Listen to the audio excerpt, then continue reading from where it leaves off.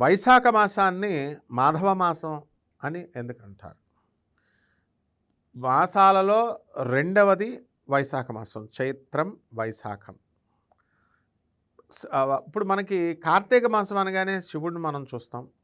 శివుడు చక్కగా ఆ రోజు అందరూ కూడా ఆడవాళ్ళు, మగవాళ్ళు, నార్త్ ఇండియా మొత్తం, సౌత్ ఇండియా అంతా కూడా చక్కగా నీళ్ళల్లో, నదుల్లో స్నానాలు చేయడం, ఆ తర్వాత చెంబుతో తీసుకురావడం, ఓం నమః శివాయ అంటే మారేడాకు నీళ్లు వేసడం, శివాలయాలన్నీ తడిపేస్తారు, జారి పడిపోతాం జాగ్రత్తగా చూడకపోతే.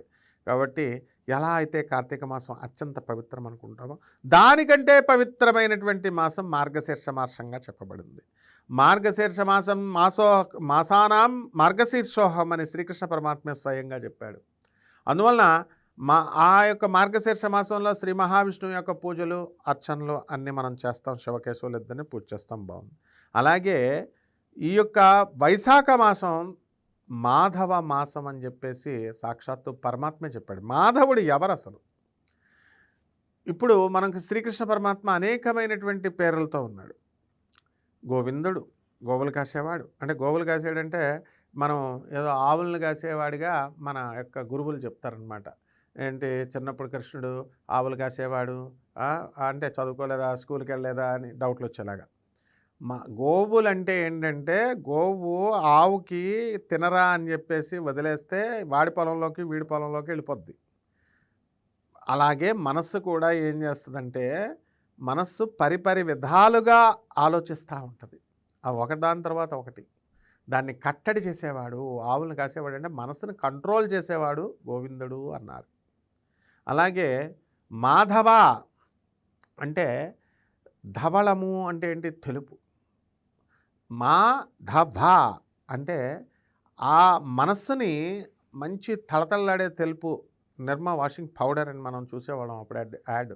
ఆ విధంగా ఈ యొక్క కాఠిన్యము, తర్వాత అసూయ, రాగద్వేషాలతో ఉన్నటువంటి మనసుల్ని ఆ యొక్క స్వామి మాధవుడు ఏం చేస్తాడంటే, ఈ ఈ యొక్క కల్లాకపటాన్ని తీసేసి కల్లాకపటం లేకుండా చేస్తాడు తెల్లగా. మాధవి అంటాం, మాధవి లత అంటే మాధవేశ్వరి అమ్మవారు, శక్తిపీఠాల్లో ఒకటి. అంటే మన మనసుల్ని స్వచ్ఛత చేసేటటువంటి ఆయన యొక్క నామంతో స్వచ్ఛత జరుగుతుంది. అందువల్లనే ఈ యొక్క వైశాఖ మాసంలో కృష్ణ పూజలు, శ్రీకృష్ణ పరమాత్మ విష్ణుమూర్తి యొక్క ఆరాధన అనేటటువంటిది చాలా అవసరం. ఇక్కడ ఈ నెల యొక్క ప్రత్యేకత ఏమిటంటే, నదీ స్నానాలు, సముద్ర స్నానాలు, చెరువులో స్నానాలు చేయడం. ఆ తర్వాత చక్కగా మనము దాన ధర్మాలు, సాలగ్రామ పూజలు. నల్ల సాలగ్రామం అంటే శ్రీ మహావిష్ణువుది అనమాట. అలాగే తెల్ల సాలగ్రామం అంటే శివుడికి. ఇది ఈ నెలలో శివకేశవులు ఇద్దరికి కూడా పూజ చేస్తారు. ముఖ్యంగా రాధాకృష్ణులకి ఇద్దరికీ చేస్తారు వైశాఖ మాసం. కాబట్టి మాధవుడి పూజ అనేటటువంటిది అందుకోసం వచ్చిందనమాట. కాబట్టి మీరందరూ కూడా ప్రతిరోజు ఈరోజు తెల్లవారుజామున నిద్ర లేవడం, సూర్యోదయానికంటే ముందు చక్కగా శ్రీకృష్ణ పరమాత్మకి కలశం పెట్టుకోవడం, ఆ రుక్మిణీ కృష్ణులను కానీ రాధాకృష్ణులను కానీ దాంట్లో మనం ఆవాహనం చేసి, మనకి దొరికేటటువంటి ఆ సీజన్లో దొరికేటటువంటి పుష్పాలు, నందివర్ధనం ఎప్పుడు దొరుకుతుంది, గన్నేరు, ఆ తర్వాత చామంతి, ఇలాంటి పుష్పాలతో ఆరాధన చేయడం. ఇంత గుడోదకం అంటే ఇంత బెల్లం ముక్క నివేదన, కదలీ ఫలాల ఆ సీజన్లో దొరికేటటువంటి ఫ్రూట్స్, నారికేళంతో మనము నైవేద్యాన్ని సమర్పించడం. ఆ తర్వాత చక్కగా హారతిచ్చి షోడశ ఉపచారాలతో పూజ, అష్టోత్తర నామాలతో పూజ. ఆ తర్వాత దాన ధర్మాలు. దాన ధర్మాలు అనేటటువంటి పేదవారికి, అనాథలకి, వికలాంగులకి, సాధువులకి దాన ధర్మాలు చేసుకోవాలి.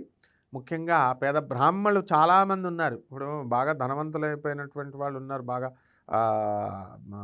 డబ్బులు లక్షల్లో ఇచ్చేటటువంటి వాళ్ళకి అవసరం లేదు. మరి పేదవాళ్ళకి, బ్రాహ్మణులు కనుక మీకు తారసపడినట్లయితే వాళ్ళకి చేయండి, లేదా పేదవారికి చేయండి డైరెక్ట్ చేసి. ఈ యొక్క ఈ సాలగ్రామ దానాలు, అటుకుల నివేదన కూడా స్వామివారికి మనం పెట్టినట్లయితే చక్కగా జరుగుతుంది. తులసి పూజ కంపల్సరీగా మనం చేయాలి. అలాగే ఇప్పుడు ఇదంతా కూడా గ్రీష్మంగా ఎండలు మహాభయంకరంగా ఉన్నాయి. మరి ఇటువంటి టైంలో మనకి ఈ యొక్క మారేడాకులు ఇవన్నీ కూడా దొరకడం చాలా కష్టమైనటువంటి విషయం. కాబట్టి శివుడికి మనం ఓం నమః శివాయ అంటూ నీళ్లు పోస్తూ, పరమేశ్వరుడికి కూడా మనము శివకేశవుల మధ్య భేదం లేకుండా ఎవరైతే ఆరాధన చేస్తారో దాన ధర్మాలు చేస్తారు. అటువంటి వాళ్ళకి మాధవుడి యొక్క అనుగ్రహం కలుగుతుంది. ఈ యొక్క వైశాఖ మాసం యొక్క పరిపూర్ణ ఫలితం మనకు లభిస్తుంది. శుభమస్తు.